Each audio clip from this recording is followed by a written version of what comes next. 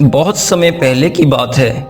एक बार दक्षिण भारत की एक रियासत में एक महात्मा आए।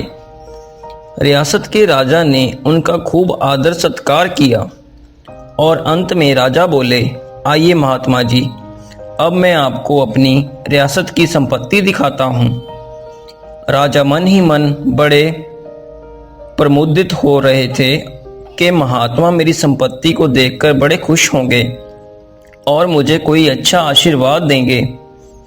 राजा ने पहले उन्हें अपना सारा महल दिखाया, अस्तबल दिखाया, खेत खलिहान दिखाए और ये सब दिखाने के पश्चात वो उन्हें अपने कोषागार में ले गए।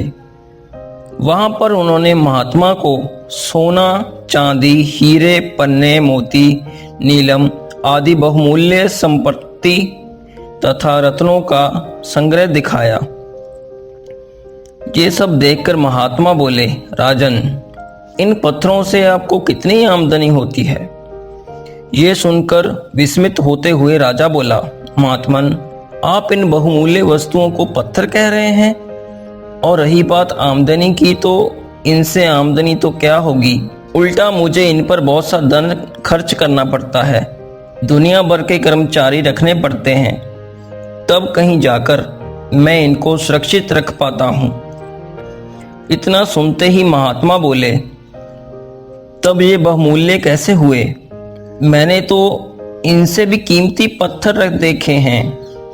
ये सुनकर राजा आश्चर्यचकित होते हुए बोला, अच्छा, क्या आप मुझे भी उन बहुमूल्य पत्थरों के दर्शन करा सकते हैं?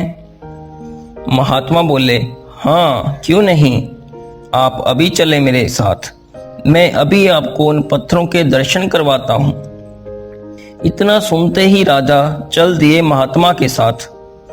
महात्मा राजा को घुमाते फिराते महल के नज़दीक ही बसे हुए एक गांव में ले गए।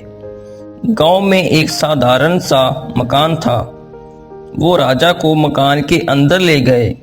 जैसे ही उन्होंने मकान में प्रवेश किया तो देखा सामने ही एक औरत पत्थरों की चक्की से गेहूं पीस रही थी और मधुर गीत गा रही थी। तब महात्मा बोले, राजन, यही है वो कीमती पत्थर जिससे ये महिला गेहूं पीस रही है, और पीसते पीसते जितनी ये हर्षित हो रही है उसका तो कुछ अंदाजा भी नहीं लगाया जा सकता। और एक आपके पत्थर हैं जो एक ही स्थान पर पड़े हुए हैं, वे टस से मस नहीं हो सकते, लेकिन ये पत्थर इस औरत की जीविका तथा आत्मिक शांति के आधार बने हुए हैं। अंत, हे राजन, अब आप ही बताइए कि कौन से पत्थर कीमती हैं। निर्संदेह ये पत्थर उन पत्थरों से बहुमूल्य हैं।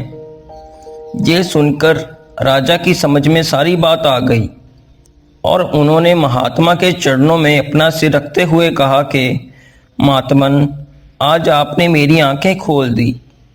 मैं आजीवन आपका अत्यंत आभारी रहूँगा।